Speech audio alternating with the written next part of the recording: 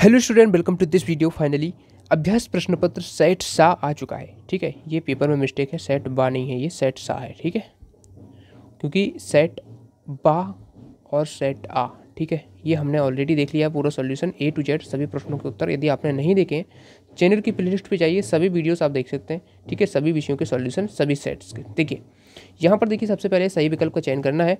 और देखिए बिल्कुल भी एक भी आंसर बिल्कुल गलत नहीं है, 100% करेक्ट आंसर है। इस बार मैंने काफ़ी अच्छे से ये आंसर निकाले हुए हैं। ठीक है, देखिए आत्म परिचय कविता किस गीत संग्रह से ली गई है? तो इसका आंसर हो जाएगा निशा निमंत्रण। ठीक है, बा ऑप्शन। उसके बाद देखिए करोड़ रस का स्थायी भाव होता है शोक। ठीक है, अगला देखते हैं भक्ति संस्मरण रेखाचित्र में से किस संकलन में संकलित है? तो इसका हो जाएगा स्मृति की रेखाएं। ठीक है, उसके बाद देखिए सतिया का अर्थ है सातिया। ठीक है, इसका अर्थ क्या है? स्वास्तिक चिन्ह। ठीक है, उसके बाद देखिए अतीत में दबे पांव रचना में मोहनजोदड़ो को देखकर लेखक ओम थानावी को याद आ गया। क्या याद आ गया? जैसलमेर। इसका आंसर हो जाएगा बा वाला ऑप्शन। ठीक है, जनसंचार माध्यम रेडियो है, तो ये क्या है? श्रव्य है। ठीक है, तो इस प्रकार से आप सही विकल्प लगा लेंगे। उसके बाद देखिए निम्नलिखित रिक्त स्थान में रिक्त शब्द को चयन करके लिखिए। ठीक है, इसमें रिक्त स्थान भरना है। बादल राग कविता अनामिका में खालिस्तान खंडों में प्रकाशित है, तो ये 6 खंडों में प्रकाशित है। इसका आंसर 6 हो जाएगा। नागार्जुन खालिस्तान के कवि हैं, तो इसका आंसर हो जाएगा प्रकृति बात के। ठीक है, अगला देखिए दोहा खालिस्तान छंद है, तो ये अर्धसम्मात्रिक छंद है। ठीक है, इसमें अर्धसम्मात्रिक हो जाएगा। पहलवान की ढोलक पाठ की विधा क्या है? तो ये कहानी है। ठीक है, उसके बाद जब मूल वाक्य के साथ एक या अधिक वाक्य और भी मिल जाए तो वो संयुक्त वाक्य कहलाता है। ठीक है, संयुक्त हो जाएगा। ठीक है, उसके बाद देखिए सौदलगेकर मास्टर मराठी पढ़ाने आते, तो ये आप देख रहे होंगे कि काफ़ी जो है क्वेश्चन अब रिपीट होने लग रहे हैं। आपको समझ में आ रहा है कि जो सेट ए देखा था वो बिल्कुल नया था आपके लिए, बिल्कुल तो नहीं था लेकिन फिर भी नया था। उसके बाद सेट बी में कुछ क्वेश्चन और रिपीट हो रहे हैं, अब सेट सी में भी रिपीट होने लगे। ऐसे आप देखेंगे कि जो क्वेश्चन हैं कुछ कुछ क्वेश्चन अलग होंगे, बाकी सब रिपीट होंगे, तो इसलिए आपको अच्छे से कंप्लीट करना है। ऐसे ही प्रश्न आपके बोर्ड की परीक्षा में आ जाएंगे इन्हीं में से। स्तंभ लेखन खालिस्तान लेखन का प्रमुख रूप है, तो इसमें हो जाएगा विचार परक। ठीक है, ये भी रिपीट हुआ है। उसके बाद देखिए हरिवंश राय बच्चन, इससे मैच कर लेना है। इसमें मैच कर लेंगे आप कौन से हालाबाद के प्रवर्तक थे, तो इसमें 4 ऑप्शन हो जाएगा। उसके बाद देखिए उपमेय की उपमान से श्रेष्ठता जहाँ पर बताई जाए वहाँ पर होता है व्यतिरेक अलंकार होता है। उसके बाद देखिए तुषारपात। ठीक है, तो इसका मतलब क्या होता है? ओले बरसना। ठीक है, तुषारपात का मतलब है ओले बरसना। ठीक है, तो इसका मैच कर लेंगे आप ओले बरसना से। हरिवंश राय बच्चन का हालाबाद से मैंने बता ही दिया, इसका हो जाएगा व्यतिरेक। ठीक है, उसके बाद देखिए शिरीष के फूल हजारी प्रसाद द्विवेदी ने लिखा है। उसके बाद देखिए सम हाउ इम्प्रॉपर यशोधर बाबू कहते थे। ठीक है, मतलब उस पार्ट से संबंध है। रेडियो नाटक की अवधि है, तो 30 से 10 से, इसमें क्या है 30 मिनट से 60 मिनट है, 10 मिनट से 20 मिनट, तो इसमें है 30 मिनट से 60 मिनट। ठीक है, ये वाला होगा, ये नहीं होगा। ठीक है, तो इस प्रकार से सही जोड़ी हो जाएंगी। उसके बाद देखते हैं हम, सही जोड़ी हो गई। अब देखते हैं निम्नलिखित प्रश्नों के उत्तर एक वाक्य में लिखना है, एक वाक्य शब्द में भी लिख सकते हैं। कवि उमा शंकर जोशी ने अपने खेत में कौन सा बीज बोया था? तो कविता का बीज बोया था उन्होंने, तो इसमें कविता का आपको भर लेना है। अगला प्रश्न देखते हैं, जान श्याम घनश्याम को नाच उठे बनमोर पंक्ति में अलंकार कौन सा है? तो इसमें भ्रांति मार अलंकार है। ठीक है, क्योंकि इसमें भ्रम हो रहा है। जान श्याम घनश्याम को, श्याम घनश्याम को नाच उठे बन मोर, जो बन के मोर हैं श्याम जान रहे हैं, जो घनश्याम हैं, जो बादल हैं उनको श्याम जान रहे हैं। उसके बाद देखिए आधुनिक युग की मीरा किसे कहा जाता है? महादेवी वर्मा को कहा जाता है। ठीक है, अभी मैं आपको कॉपी में लिखित आंसर दिखाऊंगा। ठीक है, पहले हम देख लेते हैं। मेला आंचल, ठीक है, डायरेक्ट आंसर दिखा दूँ तो उसकी आज जो है आपकी प्रैक्टिस नहीं होगी, इसलिए मैं यहाँ पर आंसर बताता हूँ, बाद में आपको लिखने के लिए बता देता हूँ। ठीक है, मेला आंचल के लेखक का नाम, तो फणीश्वर नाथ रेणु। ठीक है, फणीश्वर नाथ रेणु। उसके बाद देखिए काठ की हांडी बार बार नहीं चढ़ती का अर्थ क्या है? इसका मतलब है कि छल कपट बार बार नहीं चलता। ठीक है, छल कपट बार बार नहीं चलता, इसमें लिख लेंगे। आनंद यादव का मन किस बात के लिए तड़पता था? तो पाठशाला जाने के लिए तड़पता था। प्रदेश के किन्हीं 2 लोक समाचार पत्रों के नाम लिखना है, तो दैनिक भास्कर लिख सकते हैं, दैनिक जागरण लिख सकते हैं। ठीक है, उसके प्रश्न 5 देखिए, सत्य देख लीजिए। सत्य में पहला क्वेश्चन है, आसमान में उड़ते बगुलों की पंक्ति कवि की आंखें चुराई जा रही है। तो हाँ, ये सत्य हो जाएगा। दूसरा है, जिस काव्य में पूर्व पर संबंध नहीं होता है उसे महाकाव्य कहते हैं। तो गलत है। इंद्रसेना सबसे पहले गंगा मैया की जय बोलती है। तो हाँ, ये सत्य हो जाएगा। गागर में सागर भरना का अर्थ कम शब्दों में अपनी बात रखना है। ठीक है, तो हाँ, ये सही है। सिंधु घाटी सभ्यता में संतरे और अमरूद फल उगाए जाते थे। तो ये गलत है। उसके बाद देखिए, इंटरनेट अंतर्क्रियात्मक तथा सूचनाओं का विशाल भंडार है। तो हाँ, ये सही है।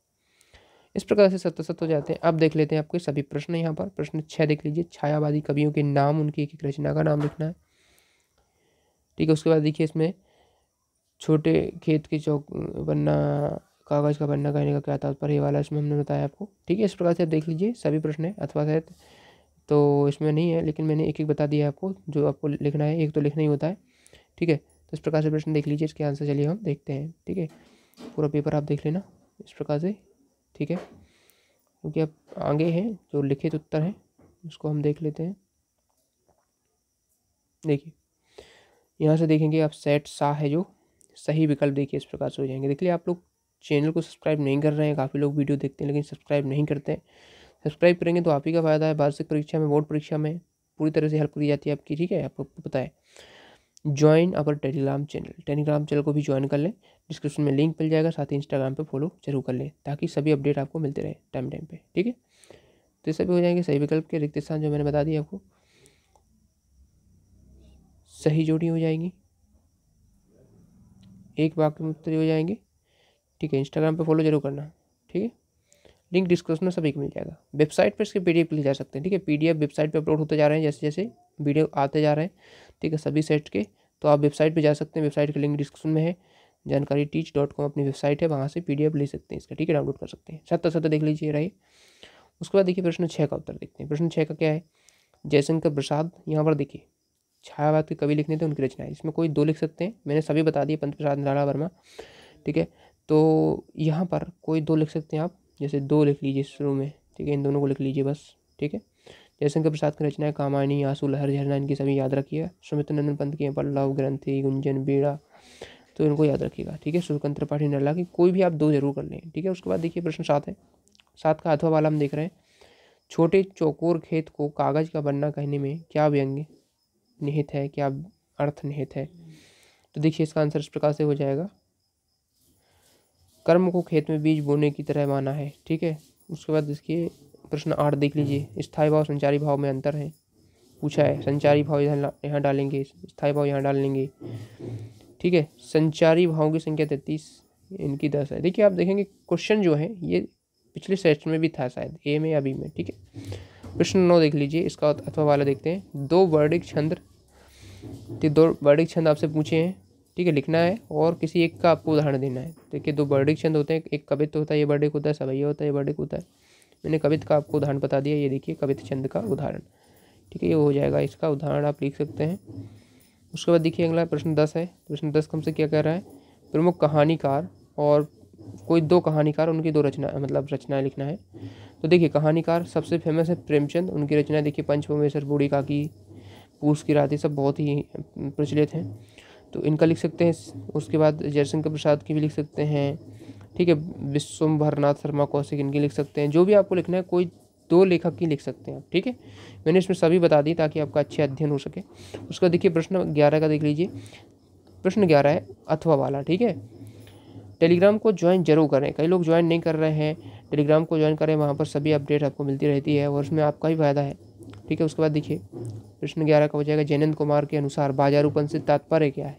तो इसका आंसर इस प्रकार से आप लिख लेंगे। ठीक है,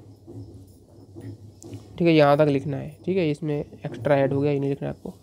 उसका देखिए, प्रश्न 12 है, दूर के ढोल सुहावने होते हैं, भाव पल्लवन करना था आपको, भाव पल्लवन। ठीक है, ये बहुत पूछा जाता है, इंपॉर्टेंट है आपका ये। ठीक है, दूर के ढोल बहुत सुहावने होते हैं, इसका आंसर इस प्रकार से आप समझा सकते हैं। प्रश्न 13 देख लीजिए, अर्थ के आधार पर वाक्य के प्रकार बताने थे। ठीक है, अर्थ के आधार पर हमें बताया कि 8 प्रकार होते हैं, विधिवाचक, निषेधवाचक, प्रश्नवाचक, आज्ञावाचक। थोड़ा इनको आप पढ़ लेना। ठीक है, संकेतवाचक। ठीक है, गाइड वगैरह मिल जाएंगे आपको, इनको पढ़ लेना आप। वैसे आपसे इसमें केवल प्रश्न में लिखना वो बोला था, मतलब लिखिए, तो बस हमने बता दिया आपको। ठीक है, प्रश्न 14 का देखिए। प्रश्न 14 में देखिए, जूझ शीर्षक के औचित्य पर प्रकाश डालिए, इसी प्रकार से क्वेश्चन है आपका।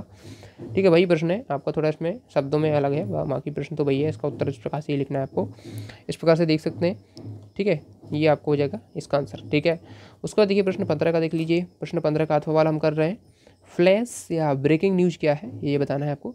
तो फ्लैश या ब्रेकिंग न्यूज़ आपको ताज़ा समाचार, जो अभी अभी घटना होती है उसे ताज़ा समाचार बनाकर उसे फ्लैश ब्रेकिंग न्यूज़ कहा जाता है। ठीक है, तो प्रश्न 15 तक हमने देख लिए। ठीक है, तो इस प्रकार से देखिए प्रश्न 15 तक हमने पूरे कंप्लीट कर लिए हैं। अब देखिए 16 17 ये हम पार्ट 2 में देख लेंगे। ठीक है, ठीक है, तो पार्ट 2 भी बना दूंगा मैं, तो वो भी आपको मिल जाएगा। प्लेलिस्ट को आप ध्यान रखिएगा। ठीक है, प्लेलिस्ट का लिंक डिस्क्रिप्शन में, प्लेलिस्ट आप चैनल पे जाएंगे ना, तो सभी मिल जाएगा आपको। प्लेलिस्ट पे जाएंगे, सभी सेट्स के सॉल्यूशन प्रॉपर हैं। ठीक है, किसी सेट्स में 2 पार्ट हैं तो उसके पार्ट्स भी आपको मिल जाएंगे इस प्लेलिस्ट में। ठीक है, तो वहाँ पर जाइएगा। इस प्रकार से देखिए ये प्रश्न है, ये मैं आपको पार्ट 2 में करा दूंगा सॉल्व। ठीक है, चलिए मिलते हैं नेक्स्ट वीडियो में। Thanks for watching.